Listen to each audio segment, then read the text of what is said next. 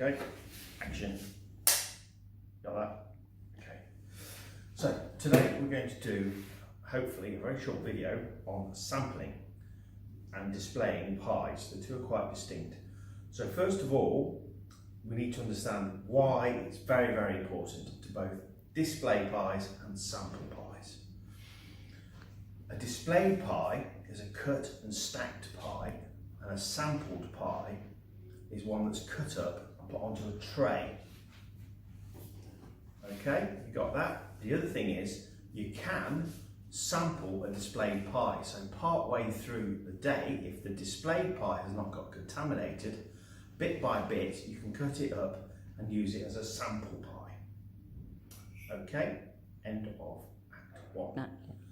Scene 2, the rules of sampling. Okay, a lot of people seem to get confused over the rules of sampling. It's really quite straightforward, and it's based upon the value of pies. Large pies are valued at £6 and small pies are valued at £4. So on a market with a top target of £700, you have approximately £30 allowance for sampling and displaying pies. If your top target is £1,000, then you have a sampling and display value of approximately £50. And the maths is simply based upon £6 and £4 and a cold cutter at £3.50. So typically, the best way to display your pies is to cut up one white type pie, which is cheese or chicken generally, and one red meat type pie, either beaver, if you have a lot of those, or steak and Stilton, or my preference is kiwi, which is minced beef steak.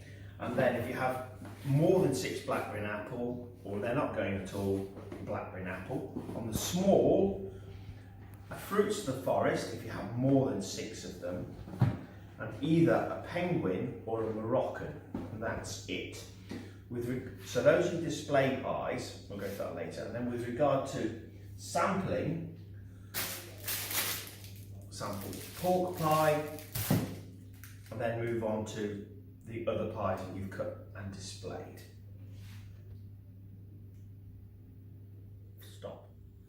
So if you're having a challenging day and you've got to your £30 or £50 limit, and you really think that you need to sample more pies, then the best thing to do is to send a text message to whoever's in charge on the day, which is generally me, and then I will discuss with you how many more pies it's okay to cut and sample.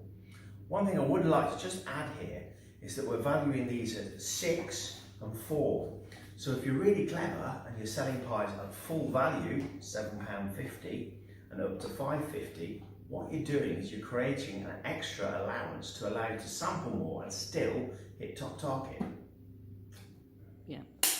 Displaying large pies. Blackberry and apple, cheese, onion and potato. Right, here we go. I'm going to do a beaver. First of all, you must run your knife down there. You want to come in really close because it's really hard to get the detail. Run your knife down there, like that, so you don't destroy the box. Take your pie out, put your box back together like that. Nice and robust. Not robust that side, always has to be that side. There's a pie, flip it up, curl up the edge, retain the foil because it makes a great sampling tray. And now what you want to do is cut slightly off centre. Oh, see some big chunks in there.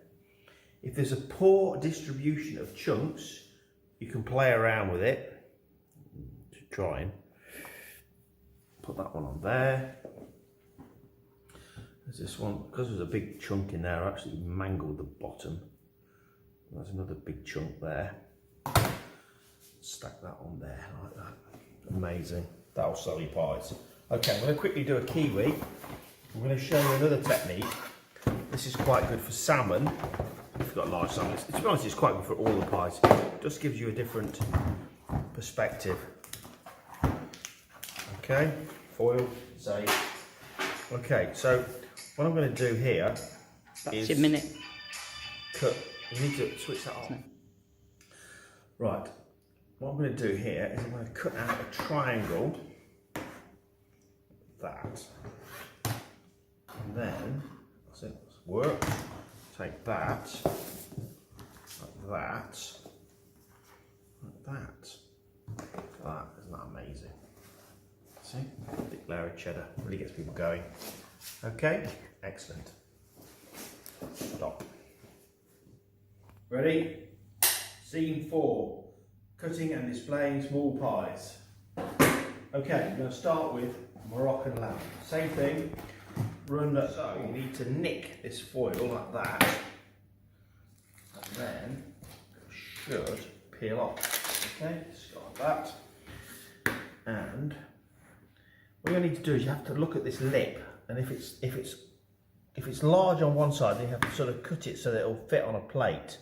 And you can cut this slightly off centre. Okay, and then you put the larger bit at the back, you put that there, you play around with that, and that looks absolutely amazing. Look at the yellowness of the apricot. And then you actually stick it on top of a full pie box in the row. Great, okay. Next one, I'm going to quickly move on to Fruits of the Forest. This is really messy, but it's a great pie. This is the only pie that you're allowed to cut and display in the foil. And the reason is, it's just so delicate. You're going to see me make a right mess now. I just stick it in there like that. Oh, it's oozing out. This is like something from a horror movie. There we go. Oh God, you've got to just make sure you just don't lose your fruit everywhere. Look at that. You've also got to make sure this just doesn't, oh my God, bleed everywhere. Look at that. Isn't that amazing? Quick trick. Well, some of the guys have shown me that if they have this problem with it all just coming out everywhere, one side not looking so full, just do that. Absolutely amazing. End of scene. Go. Scene 5, cold cutters. Okay, here we go. So, cold cutters are just great for getting people over to your stall and feeding them. So what I do, if I know I'm going to sample more than a couple of cold cutters, I tend to unpack 2 and leave them in the row. So I leave that one in the row, on top of the row. And then before I even start sampling, I stick that one on top. Look, see that? Diced loin, free range pork. You stick that there like that. So that's in the row, so you've got a nice display there. And then you can leave that there for a while. It depends on the weather, you could balance that on there, but chances are it'll fall off. So then what you need to think about is, this is how you cut this in samples. I use one of these foils, which you can get a lot into that.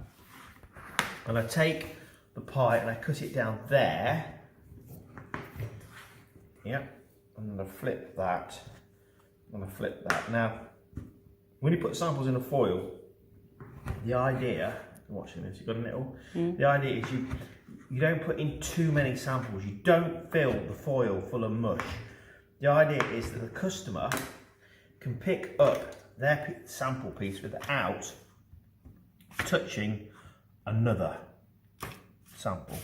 My hands are clean, theirs won't be. So you get TB. So there you go. So simple.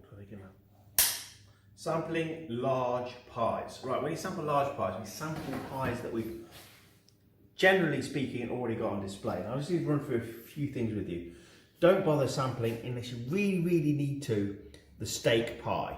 Because when you sell out of Beaver, you can move this onto the steak and Stilton row, because there's no label showing it's the same filling. And then, or you can move it onto the Wild Deer row of pies. Again, same filling, looks the same. Okay. Blackberry and apple, really messy to sample. Only do it at the end of the day if you still haven't sold any. Cheese, onion and potato and kiwi, excellent and really easy to sample, and so shepherd's. Okay, right, so what I'm going to do is we're going to look at cheese, onion and potato. Leave a half on there, put a quarter there, stack that there. So you've still got some height on that display, yeah? The other thing is, later on in the day, when you actually chop through all of that, cheese, onion, potato, when you're down to your last 2 quarters, instead of putting them like that, just keep stacking them. Make sure you've got some elevation. Elevation is really good. Okay, so what I'm going to do, here's, we've got that, here we go. This is a quarter, cut it there, yep. Foil, freshly white, yep, and then you just cut that, that, okay, so a nice big sample, like that. There you go. And then this last bit, I'm not going to put it in there yet because there's still some in there, just chop it like that and that. Excellent, that works really well. Exactly the same principle with the kiwi. It holds together really well, nice and easy to pick up. There you go, thank you. Scene 7, sampling a small hot savoury pie. Right, my favourite to sample is penguin. And the reason that I sample a lot of penguins is because people generally are not familiar with the product, okay? Smoked haddock, cheese, onion and potato. And I'm going to cut this, I'm going to have this face up. If you cut it face down, what happens is you cut in and it pushes the filling out. And it's quite simple. Aim for about 5. Okay, so we've got a thick bit there, so that's going to be quite hard. So you just literally squeeze, hold it all together, cut, cut, cut, cut, cut. There we go. Stick them in there like that. And that's it. Now the reason we do get a lot of penguin pies coming back, and it's basically because people are not familiar with it. It's a unique recipe. Once they've tried it, they buy it. There you go.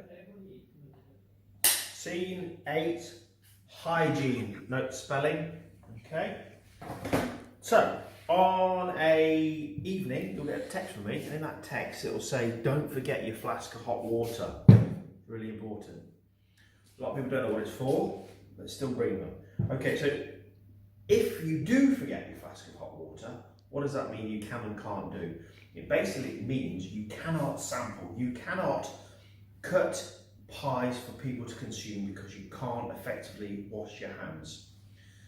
What you can do, you can cut and display pies, but you cannot feed them to people if you haven't got a flask. But if you have got a flask, you're laughing.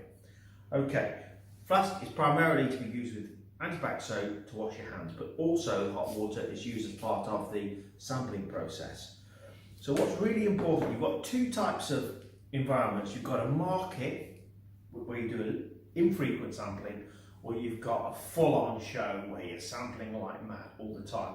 Most common environment is a market environment.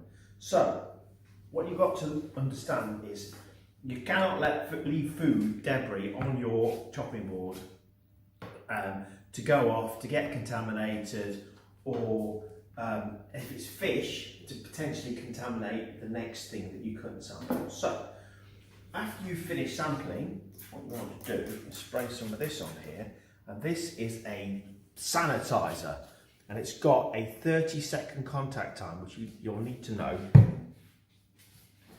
Just spray that all over there, so that if your EHO asks you what the contact time is, you say 30 seconds. Leave that on there, 30 seconds, and then after 30 seconds, you wipe it off. But what? And then the board is effectively safe to use for the next lot of sampling. But we don't do that for 2 reasons. One, I don't think it's particularly nice for people to taste sanitizer. And the other thing is, it is to the detriment of the product and the sampling of the product. So what you then use is your hot water from your flask to just effectively rinse off any residue of sanitizer. There you go. And then you can give that with a wipe, ensuring that your blue roll is still clean. It hasn't been on the floor. And then you're away to go. Similar sort of thing with your knife. Sanitize either side, leave it 30 seconds, rinse it, wipe it, and away you go. And you wash your hands before you start sampling. Oh, I forgot that bit. And you wash your hands before you start sampling.